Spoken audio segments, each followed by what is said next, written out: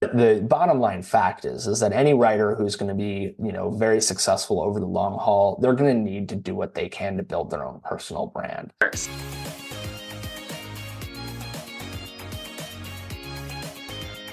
Welcome to the Wish I'd Known Then podcast, where we focus on how authors found success, looking at strategies that have taken them to the top of the bestseller charts, as well as what they've learned from their mistakes.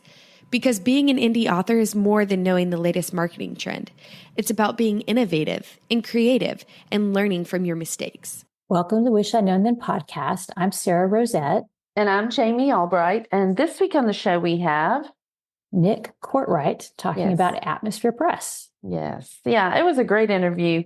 He's a fellow Texan. He's from Austin and or he's in Austin. I don't know where he's from, but he's in Austin. And anyway, it was really interesting. I enjoyed the interview. Yeah. He talks about their press and how they can help authors who maybe don't want to do all the indie publishing stuff themselves. They can partner with them, and they do, lots of the pre-production process, and then they can also help with the marketing. So, some people, Jamie and I are pretty independently minded, but not everybody wants to do it that way. And it's okay to partner with somebody else or, find a different way to do it. You don't have to do it the way we do it. It is a paid service, so we do want to say that, but they're very upfront about that on their website. Their contracts on their website. They're, and basically nothing they do you couldn't do yourself. But there are a lot of people that just don't want to do it yourself, and you retain all your rights with Atmosphere Press. So we just wanted to say that up front because.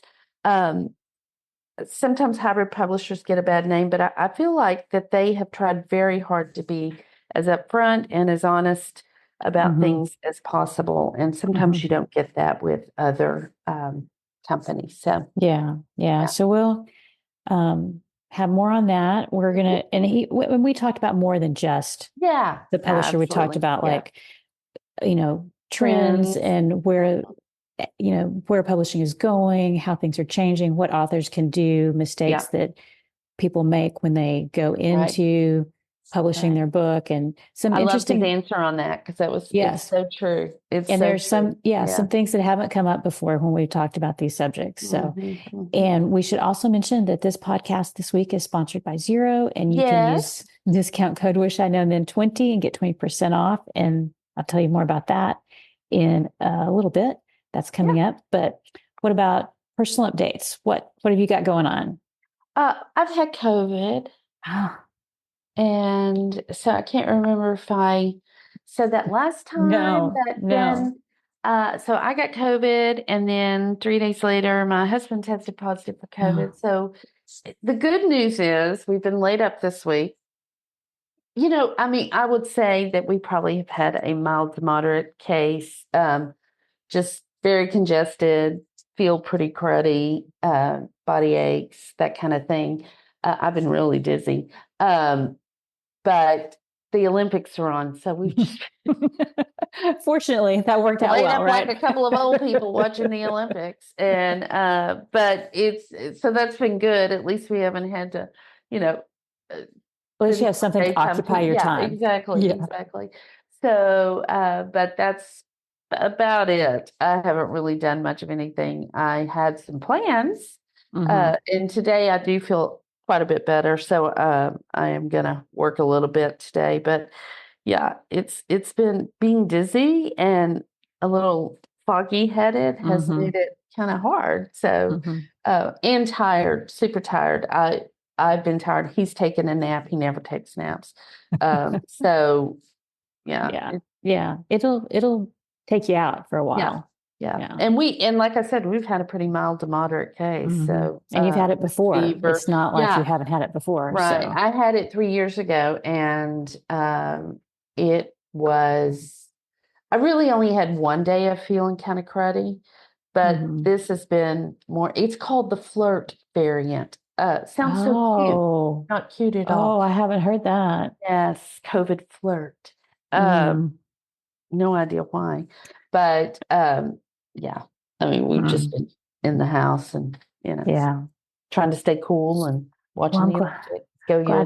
I'm glad you're a little bit better. Yeah. So that's good. Yeah. We've been watching the Olympics too, dipping in and out of that. And let's see, I did get back to editing my manuscript that I'm working on that I left about a couple of weeks ago to do all the launch stuff. Yeah. So it felt really good to get back to that. And it's good. There's, they say that, like if you put your book away for a while and then you come back to it later, it just helps so much. It really does. And usually, we get these timelines. I have a tendency to have these timelines where I'm like, oh, I really don't have time. I need to get back to that, get that edited, get it off.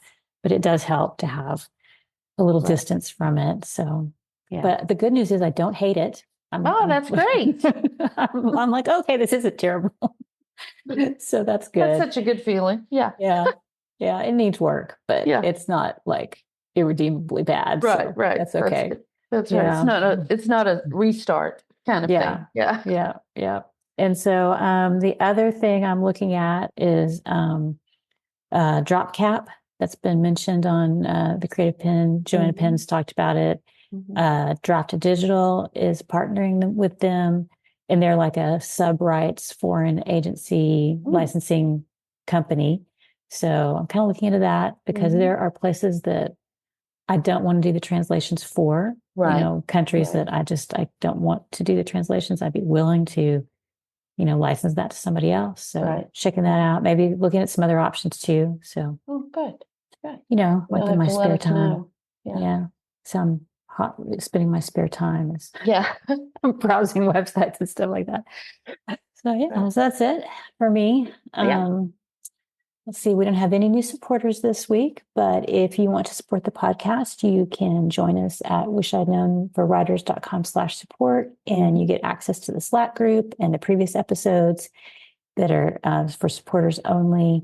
And we just really appreciate you guys who support us. It just really makes a difference for us and for doing the podcast. It really helps us out. It does. So tell us about Xero. Yes. So Xero is the corporate sponsor for the podcast today. And it is an accounting software made for small businesses like indie authors. And with Xero, you have everything in one place. You can store documents, you can capture expenses and receipts via email. You can scan files from your mobile and more. And Xero's robust integrations let you connect your bank account to Xero, and you can sync financial information as well as have access to more than 1,000 apps in its app store. And there are different plans to suit your business, and all pricing plans cover the accounting essentials with room to grow. So I switched to Xero a couple months ago, and I love it. Actually, back at the first of the year, the year's going by fast. It's been a while. It's been a long time. So I switched to Xero, and I really like it. It's really easy to use. I've been doing, like when I go in to do the podcast accounting and stuff, it just makes it so easy. I use their onboarding call, and then they sent me an email, follow-up email. Did I want to have another call, after so many months, just to make sure that everything's going well. And I just am really happy I'm using it. Yeah. So you can use the discount code Wish I'd Known Then 20 and get 20% off a Xero subscription for 3 months. And that link will be in the show notes. Yep, it will. Right. So we should get on with the interview. It's really good. Here's Nick. Well, today we are really happy to have Nick Courtright with us. Hi, Nick. How are you? I'm good. How about you? We're great. Thank you for being on the show and coming to talk to us. We appreciate it. Yeah, I'm glad to be here. So let's read your bio and then we'll get right into it. Dr. Nick Courtright is founder and CEO of Atmosphere Press, a literary hybrid publisher dedicated to author rights. He is the author of 4 books, and his writing has appeared in more than 100 publications. After years as a college professor, he now stewards a team of 40 at Atmosphere Press, which recently published its 12,000th title. Wow, that's amazing. I gotta throw one slight correction. 1,200. 1,200. I was like 12,000. I was like, oh, man, that's a lot of work. I think I'd have to retire. Do you want to fix that, Sarah? No. That's why I'm a writer, not a mathematician. I work or best a reader, I guess. Yeah, I work best with words, not numbers. Yeah, it's good. That's what editors are for. It's like the writer writes, the editor edits. Right. That's right. That's right. Well, tell us how you got started working with writers? Yeah. So as you mentioned in the bio, I was college professor. So most of the writers I worked with in the early days were students, trying to, get them to survive their freshman composition essays and their very emotional poems that they were writing in creative writing class. So, but I always really loved, workshop. I really loved helping people refine their work. So my background's as a poet, so that was where I started. But then also was working with a lot of fiction writers, novelists, memoirists, just on the side as a side gig in addition to teaching. And it was really fun, trying to find writers, working with them, helping them refine their work and sort of coaching them up over the course of time. So I was doing that, all the way back probably around 2010, started Atmosphere in 2015. And that was just sort of a happy accident, working with one author who wanted his book published. And I was sort of, almost semi-dismissive in the beginning, like, oh, I don't, leave me alone. I'm teaching classes, I got this other thing going on. But then, published his book, and that was the first, and then more came, and then more, and then more. And eventually I left teaching and devoted myself fully to Atmosphere. And now, we're 10% of the way to that 12,000 book goal. That's a good goals for you there. To bring that back around. Yeah, I love that. Love that. Well, I think you're a rare breed because most people are either writers or publishers. They're not both. So we normally ask people, do they have any aspirations to write? But you've published 4 books. So how did that happen? Yeah, so I was a writer first. And I think that's one thing that makes Atmosphere as a whole kind of special, is that a lot of pretty much everybody on our, central staff, from, our book publicity director, our book production director, even our, lead salesperson in acquisitions, they're all writers. All of them have published, all of them have, MFAs or other degrees in creative writing. So we really understand the joys and sorrows of writerhood. And in terms of my own personal writing, yeah, I was always, writing all the way back in elementary school. It was always a part of my identity. I, wrote lots of little weird short stories, and then I went through my own emotional poetry phase, As one does. Yeah, as one does, as one must. It's a rite of passage. And yeah, then you had, some books of poetry published, and then eventually a book of literary criticism that was adapted from my doctoral work at University of Texas. So yeah, and I still write. It's still something I care about, obviously weighing it with, running a publishing company there's always a balance there, but it remains a passion and something I really love to tinker with. Wow. Love that. Love that. Well, what do you wish authors knew about your field and what you do? Yeah, so I think, I wish that they just sort of came to the publishing experience with more education in general. We still, it's a lot different than it used to be, but we still see a lot of authors who think that the only route to publishing is through traditional publishing, trying to find an agent, go through that, or then they think maybe on the alternative that the only way to do it is through self-publishing. So I wish that there was a little bit more insight just in the world about the sort of diversity of options. Because the one thing I've found is that lots of people are passionate about writing. They love writing, but they don't necessarily always know a lot about being an author. Because I do see being a writer and being an author as sort of distinctly different things. And the authorhood part, I think, it's more of a businessy part of the role. It can be a little bit less fun at times, but I think that sort of professional understanding is something that authors, need to devote a little bit of time to if they want their writing to be taken seriously. Yeah, I agree. I agree. Like what kind of things do you think writers should think about in that capacity? Yeah, just, how to get their work out there, how to build a network for readership, how to understand and trust the role of professionals, in making a book, like getting great cover design, great interior design, design elements. A lot of times writers can write, they often cannot design. No, we cannot. Yeah. Yes. So that's something where really understanding, and I think in being humble about your own shortcomings, I think is, part of being, a professional, and knowing when, hey, there are these aspects of writerhood. Maybe I'm not the best person to determine where all my commas should be, even if I am an artist, right? There are some things where it is helpful to see what else is out there, to enlist, other people, because just like raising a child, it almost does take a village to, make a good book. Yeah, exactly. Yeah.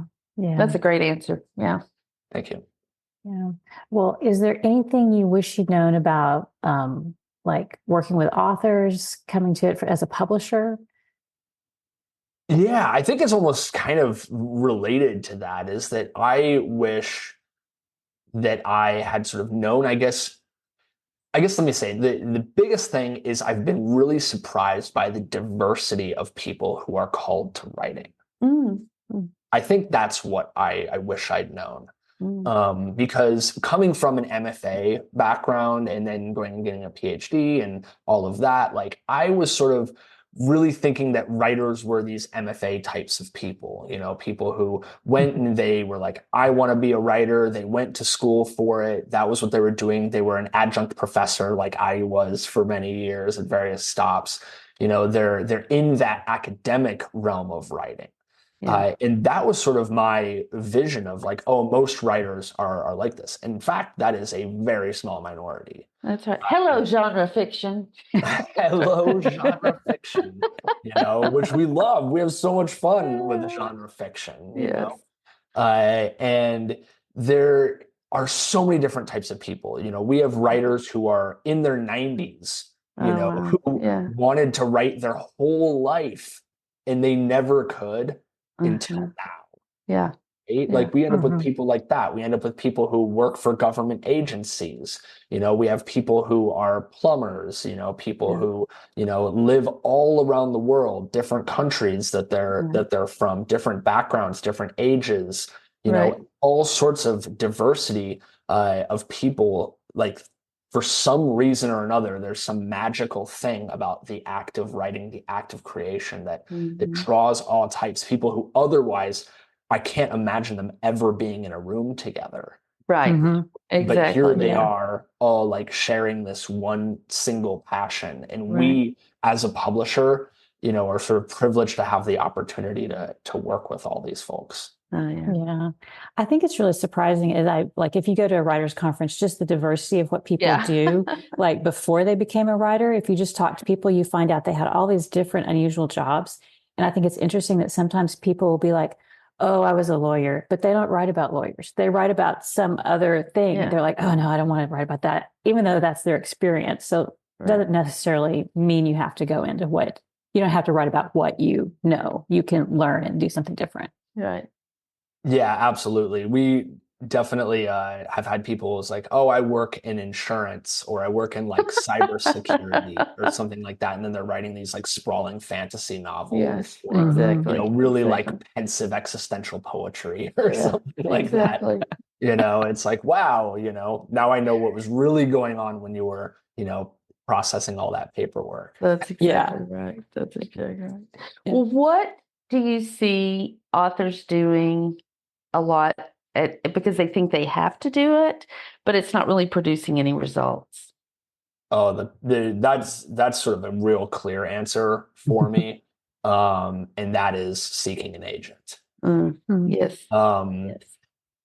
I mean, I think seeking an agent works out for a small sliver of people. That's true. It can be a great route, if you have a super, super marketable book, or you have a super huge platform already, trying to get the advance, getting the distribution that you can get with a HarperCollins or Penguin Random House, like that's great. It works out for some people, but a very small amount of people compared to the number of authors that are out there. So I see a lot of people, spending a lot of time trying to do that and then getting really frustrated. And the part that I find to be tragic about that is that then a lot of times they just end up sticking their manuscript in a drawer, or it just ends, sort of rotting away, wasting away on their hard drive forever. And something that they were really excited about, that they really cared about, ends up going nowhere. And I think that is a shame. Like if it were something where everybody could try to get an agent and they could be like, I'm going to try to get an agent for 3 months. And in that 3 months, I will know whether I have an agent or not. That would be great. But that world tends to move at an absolutely glacial pace, where you might, be like writing to these people for years and never even getting responses. Right. So that's something that I see, where the oftentimes writers think they need to go that route, that's the ideal, is trying to find that. But from our experience at Atmosphere, we've worked with a lot of authors who have been agented and who have been traditionally published in the past, and they left that world to come work with us instead because they wanted more control. They wanted a team that was going to actually respond to their messages. Right. They knew who they were. Have, more say over their cover design. So we know on our perspective that it's actually not even an ideal in many cases. But I think a lot of authors still see that as option one, before exploring, things like self-publishing or hybrid publishing. Right. That's my straightforward answer to that. So who would be your ideal client, or is that a good way to ask that? I guess, like who would benefit from a service like yours? Yeah, I think, because at Atmosphere, we're a hybrid press, we do, full range of publication services, right? So all of our authors get multiple editorial meetings, proofreading, interior layout and design, cover design that you're very involved in, distribution globally through multiple distributors. And then we do a lot of publicity services as well, author websites, audiobooks, and a bunch of other stuff. We do a lot of charitable work. We do a lot of free giveaways and resources for authors. Really try to be a really foundational part of the writing community. So in terms of the people who we would find to be our ideal authors or people who are going to work with us, it's just somebody who is, invested in their writing and they want to work with a team, and they understand that that's, going to take time. It's going to take some money. It's going to take an investment of yourself and dedication to the process, but that you ultimately want to be involved in your book, you care about your book and you want to work with people who also are going to care about your book. If you're that kind of person, then you're our kind of person. Right. If you're somebody who, just wants to say, just publish it now, I don't want to do anything. That's not us. We're not a vanity publisher. We're going to work with you to improve your book, and we are selective about who we work with, so we're not just a, pay to publish, kind of we're going to throw it up on the internet. That's not what we do. We're more invested. We work more like a traditional publisher in terms of that we're trying to put out a quality product. Okay. Well, I wanted to ask if somebody has, say they're at this point where they've tried to find an agent or they've had an agent and it wasn't a good experience. What would be your advice to them? How to, what would be the next steps? You kind of have to let go of that mindset that you need an agent. And then once you've done that, what would you recommend people do? Yeah, I mean, if they'd be interested in working with, a place like Atmosphere, on our site, you simply just contact us, right? You're able to just submit a manuscript just like you would with any other, publisher that doesn't require agents, right? You just send in a manuscript, then we sort of do some initial vetting. And then if you sort of pass that initial vetting, we offer you a phone call and then we just talk it through. So I always say to authors, there's absolutely no problem in like having the conversation. You may or may not end up ultimately deciding to work with us. But I do think that regardless of what your ultimate, destiny is, whether you do choose to self-publish, whether you choose to work with us, or whether you choose to work with somebody else, or whether you choose to, stick the book in a drawer, I think it's helpful to contact a place like Atmosphere, have a conversation, sort of understand, feel out the world of, publishing a little bit more. On our website, our contract is publicly available. I think we're the only press like that exists that actually has a public contract. Because we believe it's fair. And I think just reading our contract and like seeing that you keep your rights, you get 90% of your royalties, not 10 or 15% of your royalties, that you have final say on aesthetic decisions, that the services that you receive are really clearly delineated. I think that that's all really good education for an author who's ready to start taking control of their writerly destiny. That sounds great. Especially the being able to look at the contract, because that seems to be something that's often kept secret and you don't see it until the very end. And then you're like, oh, not quite what I was Surprise. thinking. Yeah. Well, I'll just say they're doing storm cleanup here. And so there's these huge booms, thunder-like booms going on. So if you can hear that in the background, I'm sorry. They're dumping like the big tree trunks into trucks and taking them away. Okay, so that's good. So just want to call that out in case anyone's wondering what's going on. But another question we like to ask is, what are the most common mistakes you see, or any tips you have to help authors avoid these common mistakes? Yeah, I think in general, one of the common mistakes, beyond just waiting too long to make a decision or sort of giving up on your work, is underestimating the complexity of interior book design. Like As someone who has cried over that, I totally understand that. A lot of times authors are just like, oh, like I already have it in Microsoft Word. You just throw it into a book. And it's like, actually, like it is, if it's done well, it is an incredibly meticulous and laborious, page by page process of making sure, like just making a table of contents, like holy moly, like what a labor that can end up being in certain cases.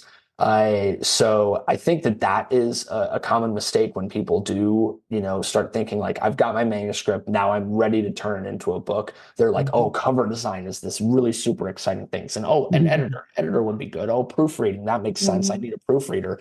They often don't think about interior design. And I can tell you from, our experience working with authors, a lot of times they get the cover design, they get the editorial meetings, they get the proofreading, and then they're like, oh, now my book is ready to be published. And it's like, well, we still need to go through interior design, and like that's going to take a while, and it's going to take multiple rounds of revision, like working with you to make sure that it's good. So that's one mistake I think authors, they get a little bit blindsided by. Yeah. What are some commonalities in writers who've been successful over the long haul?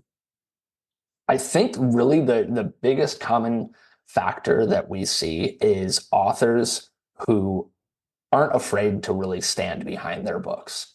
We see a lot of authors who, they're like, oh, you guys just publicize the book for me, and we can do that. We can publicize the book for you. But the bottom line fact is that any writer who's going to be, very successful over the long haul, they're going to need to do what they can to build their own personal brand. Right. And we can't build a personal brand for you. So the authors that they're out there, they're doing readings, they're blogging, they're building a newsletter email list, they've got some social media following, things like that. If they're out there, like making a name for themselves, like independently, that's going to help sell the book. Because the thing is that in a lot of cases in independent publishing, it's not necessarily the book that's selling the book, it's the author who's selling the book. True. And that's the thing that, you can have cases where the book sells itself. We get cases like that. But a lot of times, the authors that we see with sustained success across multiple titles, those are the authors that, they're out there, they're doing readings, they're doing what they can to build a name and to build a brand for themselves. Very good. Yeah, very true. That's a good answer. Yeah. Yeah, very true. We agree with all that. So you work with like a wide range of authors and genres. Do you see any trends right now? I'm sure you get submissions all the time. So what are you seeing? What's going on? Yeah. So, it is interesting. Like a few years ago, there was like the flurry of vampires and zombies, and now that's sort of gone away a little bit. It's like it's toned down a little bit. Memoir, of course, is always popular. There's a decent number of like apocalyptic dystopia, kind of stuff going on. I don't know why. What could that possibly have to do with reality? So yeah, we do see a decent amount of that. A lot of people, a lot of good memoir, people really being more creative with their memoirs. I guess that's a trend I'm seeing. It's not just here's the story of my life. It's more like here's the story of my life told in an interesting way. So I think that's kind of a cool innovation that we're seeing more people sign on who are telling, a story that's really close to them, but they're being a little bit more experimental in how they get that done. Okay. Very good. I like that because, we're all looking for new ways to tell a story. So I think that's a great answer because it gives us all a little bit of hope that maybe we're on that trend. So that's good. So how has indie publishing changed? How have you seen it change over the years? Yeah, I think it's changed a lot in the last decade because, a decade ago, when I started Atmosphere in 2015, like hybrid publishing was a thing. Nobody knew what it was. Right, correct. Right. Yeah. Like that was like nobody even had ever heard of it, and if there was any inclination that like an author was going to like and also like self-publishing, that was still like really like frowned upon. It's like, oh, you just like threw your work out there. Like it was, and I think there's been a sea change in all of that. I think that, now there have been so many like self-published or hybrid published authors that have, achieved sort of cultural breakthrough or that have, had some more success or that have just like had, a good time as a writer. Like, I don't think it necessarily means, oh, their book was turned into a Netflix series, or that they're like a bestseller, that their face is on the side of a city bus. It doesn't have to be like that. It's just authors who have self-published and hybrid published who are having a good time.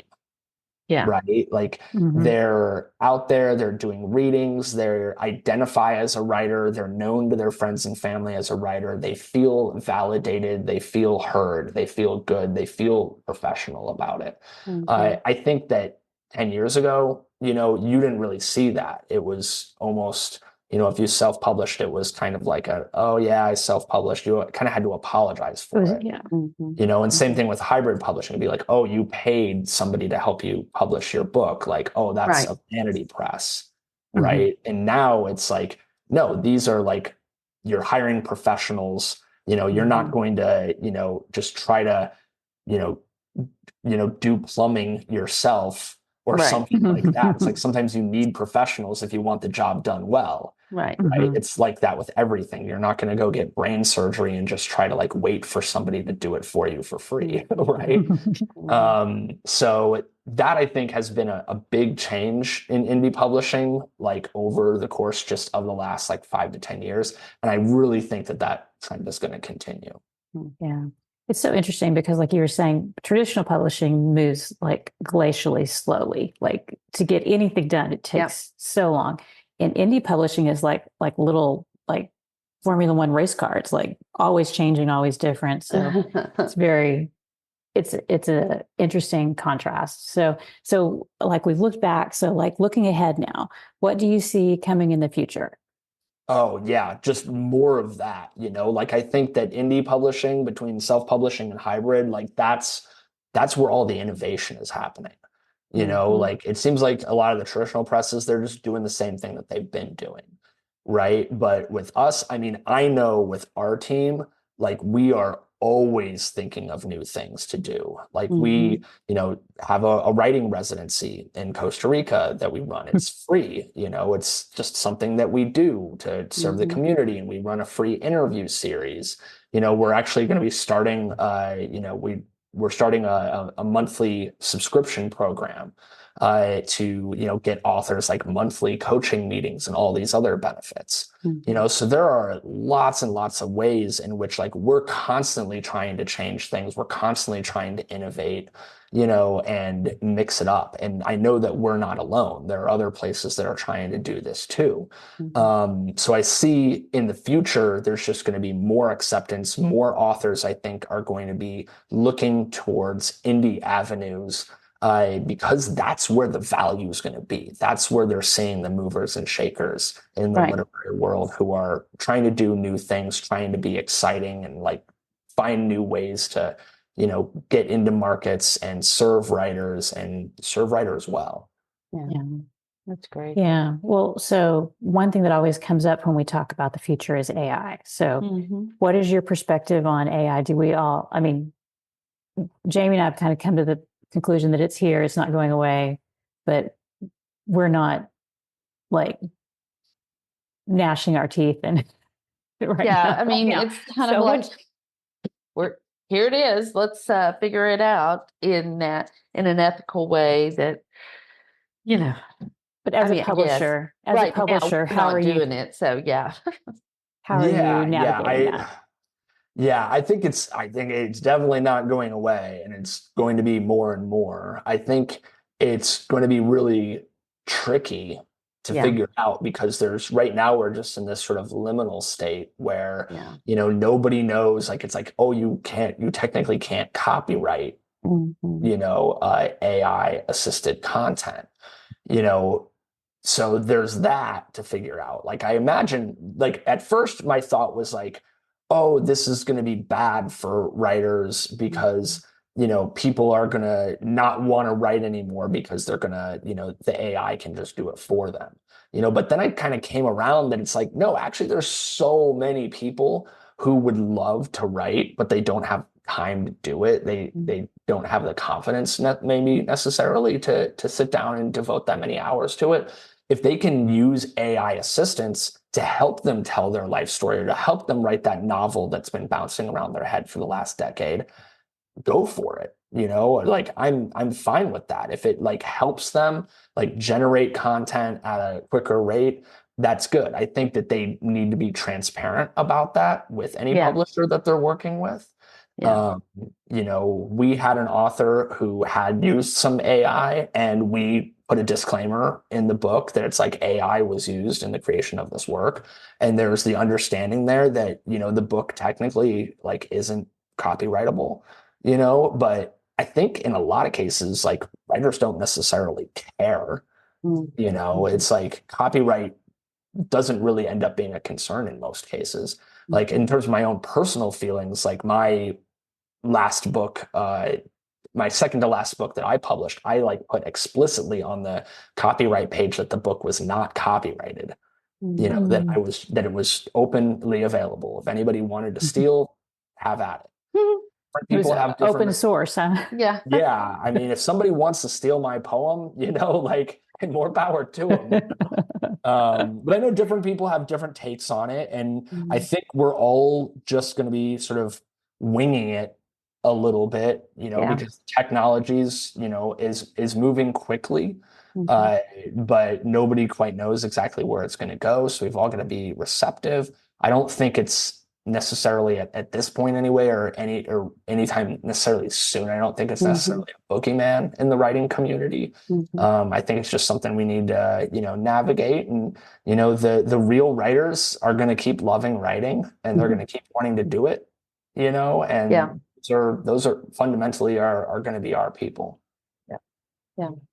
Well, I have a question. So how much marketing does Atmosphere do for their authors? We do a lot. So we have 3 different sort of publishing packages.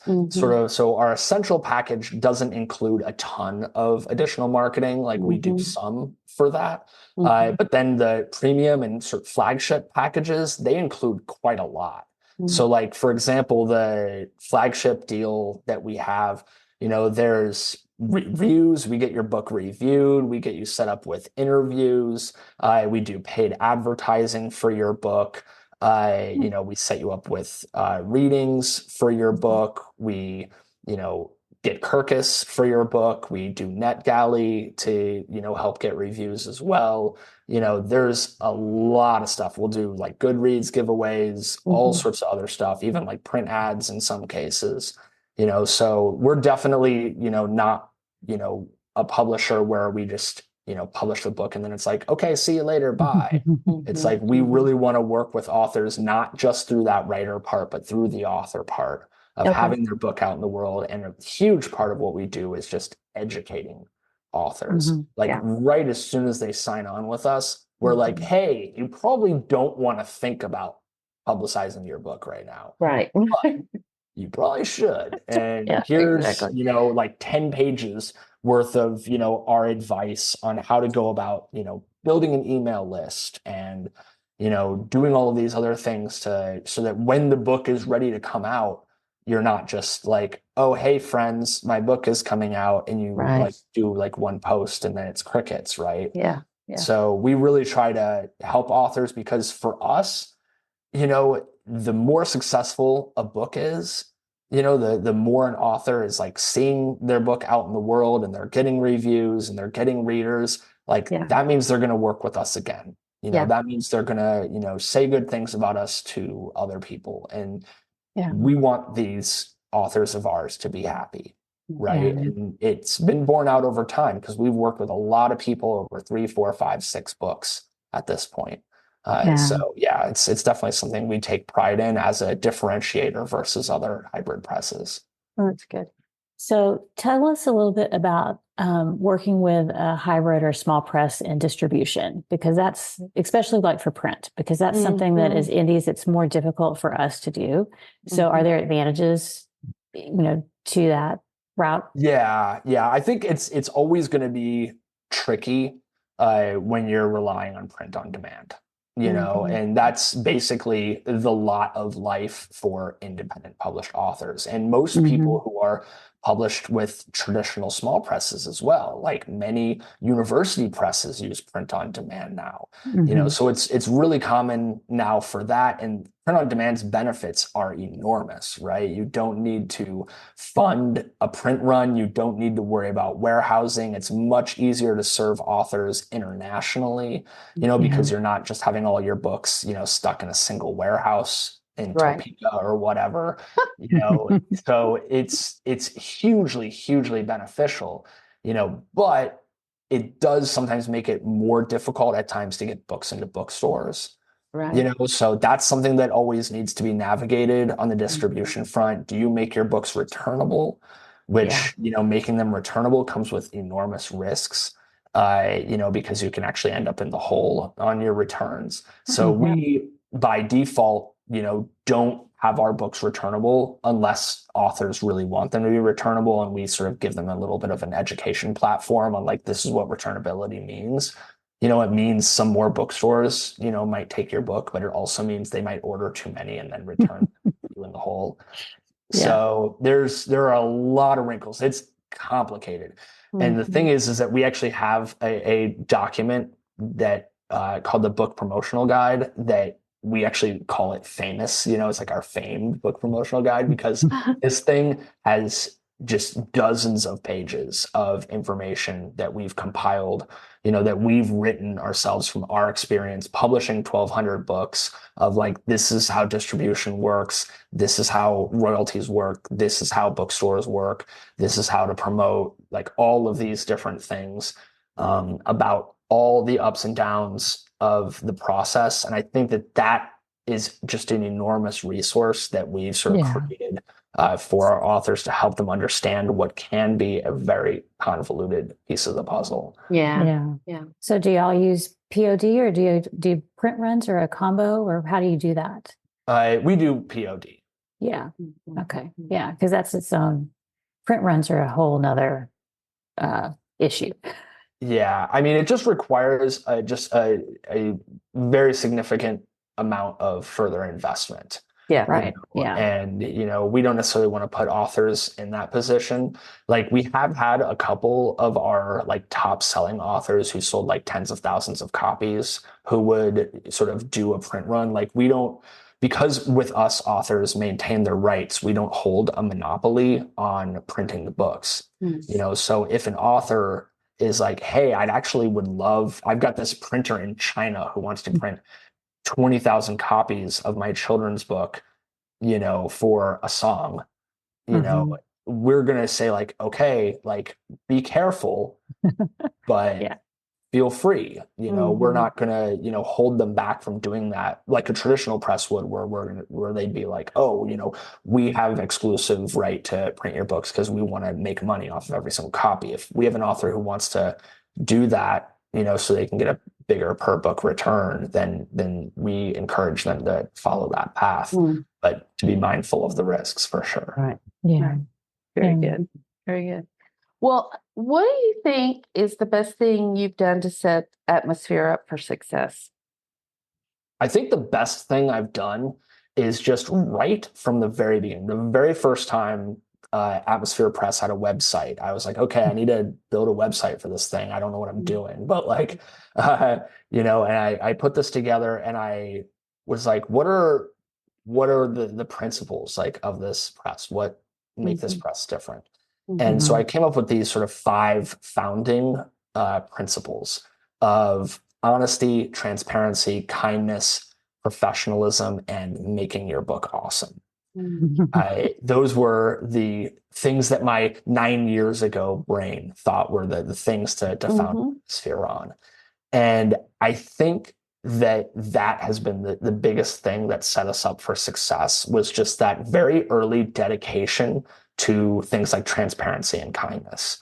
I think that was really important because, as as many of the authors who've been on the show know, the authors listening know, the publishing world is rife with bad actors. There are tons of people, especially in the book publicity space, they will just tell you whatever it is you want to hear. They're going to get your book in Hollywood, super bestseller. They're going to display your book at the Frankfurt Book Fair, and everybody's going to see it, and et cetera, et cetera. All it costs you is 20 grand, and there's just so many bad actors who are dishonest. So I think what really put us on a path to success was just differentiating on ethics.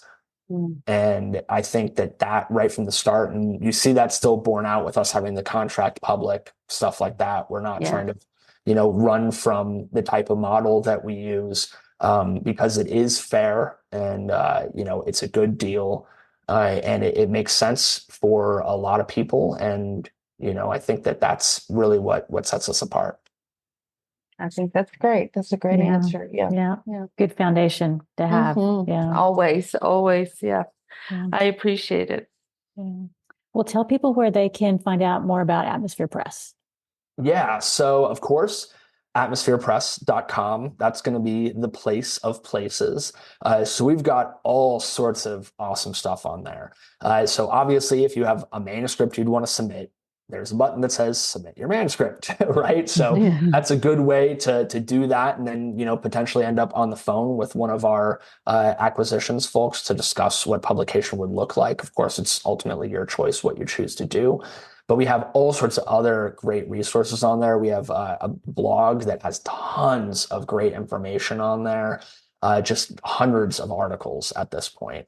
And we have a publication potential quiz on there that people can take, this 10-question quiz, and it will give them sort of personalized advice based on their answers on, what sort of next steps they might want to take regarding their work and how to generate content, or, what sort of publishing avenues might be wise for them. We have free book giveaways on there. I mean, there's a whole author interview series. Yeah, so there's a lot of stuff. Like I mentioned, we're always trying to, give more away, so the website's going to be a great place. Of course, we're also on all the main social media platforms, so you can dig into those as well. All right. Very good. Well, thank you for being here. We appreciate it so much. Thank you for having me. Yeah, we're glad you could come and talk to us. We will have all those links in the show notes, and you can find those at wishidknownforwriters.com. And if you want to support the podcast, you can go to that same link /support. And thanks to Alexa Larberg for editing the podcast and Adriel for doing the admin. And we'll see everybody next week. Bye. Bye. Thanks for joining us today. And remember our sponsor, Xero Accounting Software. Use discount code WishI'dKnownName20 and get 20% off of Xero subscription services for 3 months. Thanks for listening. Keep writing, and we'll talk to you guys next week.